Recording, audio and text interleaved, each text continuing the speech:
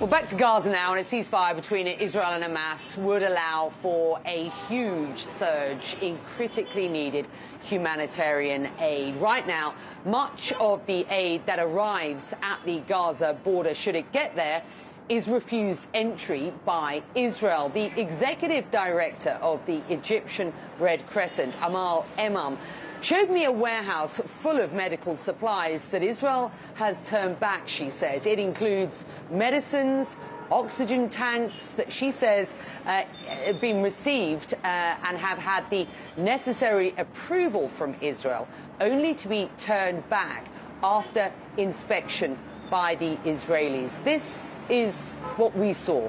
This truck has been rejected actually four times. This is the fourth time that has been rejected in the last 2 weeks. And what's carrying? It's carrying ICU beds coming from the WHO Intensive organization. Care unit beds. Yes, and of course we never introduced them like this. Here, as I told you, it's the place where we ensure that we are meeting all the requirements needed for the palatalization and everything needed for the So why were packing. these rejected?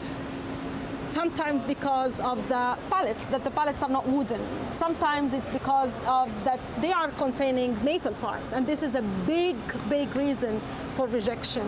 And of course, anything that needs to be coordinated beforehand with the other side. So even with the coordination, this comes to come. And so you're saying that these have been rejected a number of times? Yeah, we have our colleague from WHO here. He was just following and coming with the truck, and he said himself, this is the fourth time I'm coming with the truck.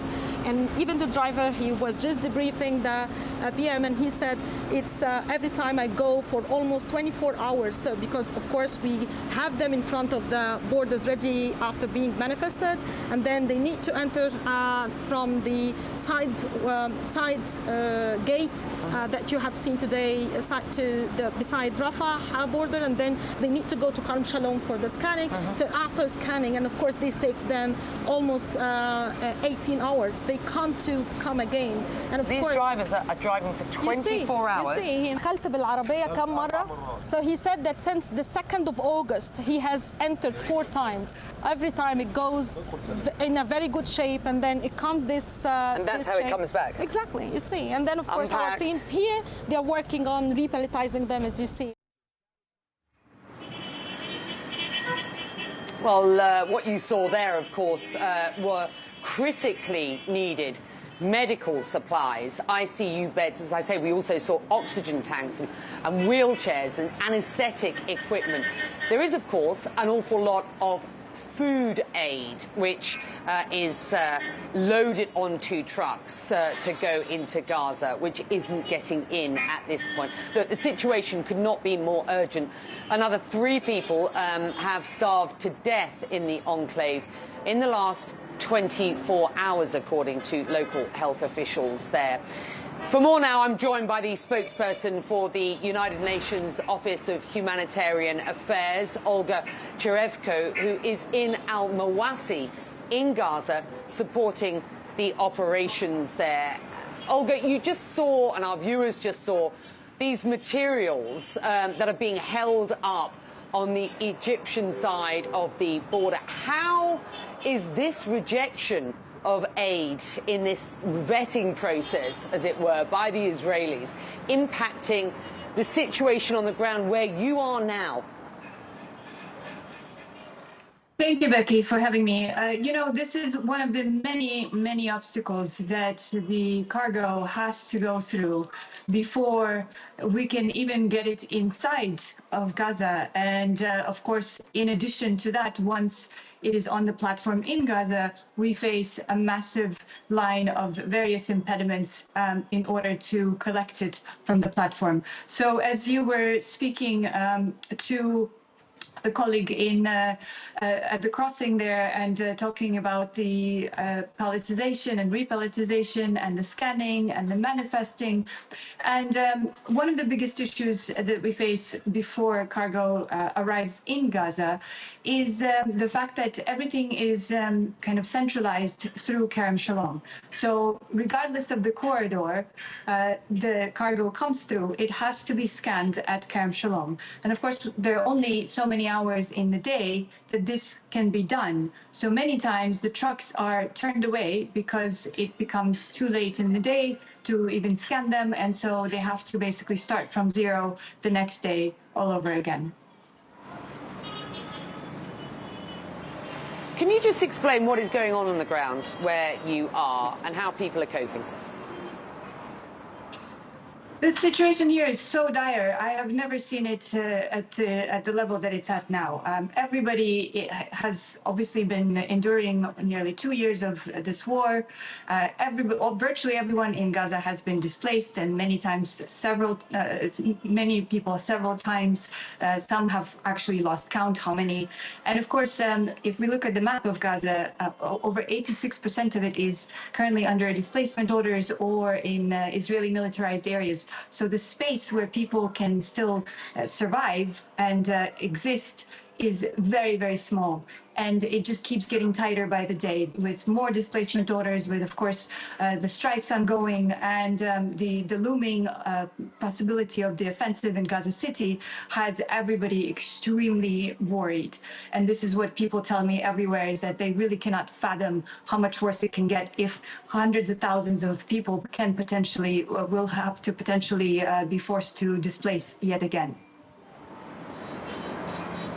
And Olga, you're talking about the decision by the Israeli Security Cabinet to widen the war, to ratchet up its operations, to expand its operations into Gaza City. This is what mediators that I have spoken to here in Cairo and in Qatar tell me is really worrying them. It's the reason that efforts have been ratcheted up to try and get a proposal agreed to by Hamas and Israel to get a temporary truce. I mean, even a temporary truce, of course, I know you would agree, if it were a truce of 60 days, would provide some relief in that it would allow for a surge of humanitarian aid in through the borders, and indeed, as you speak to, the plight of people on the ground and the catastrophe that continues to unfold there. Again, a period of relief, if nothing else,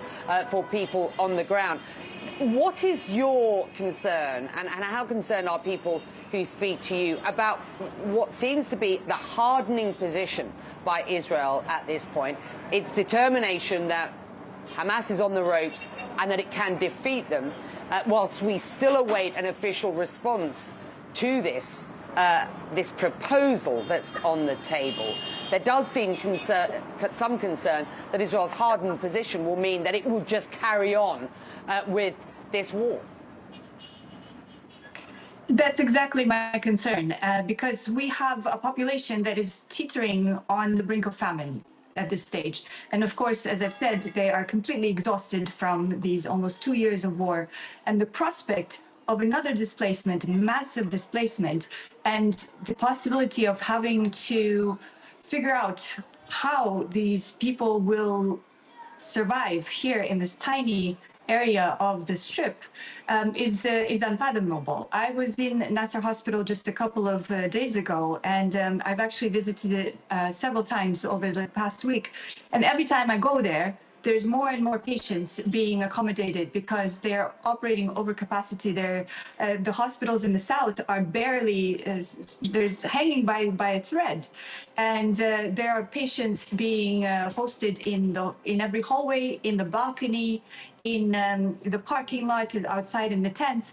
And to think that there might be a possibility that hundreds of thousands more people will displace from the north, and of course the patients that are now in the north will have to somehow be accommodated in the south, in a healthcare system that is on the verge of collapse, is a very scary thought.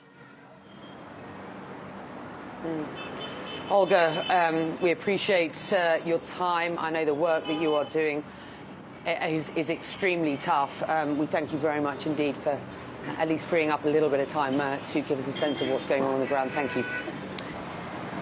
Well, this past weekend, in cooperation with the World Health Organization, or the WHO, the UAE also successfully delivered trucks of medical aid into Gaza as the hospital systems we've been discussing crumbles under crippling Israeli restrictions on aid. And as thankful as Palestinians are for any amount of assistance at this point, one doctor gave a stark reminder of the dire scale of need inside Gaza.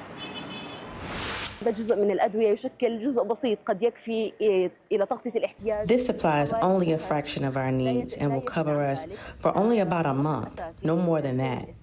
We asked for consistent sending of aid in order to meet the needs of the people of Gaza.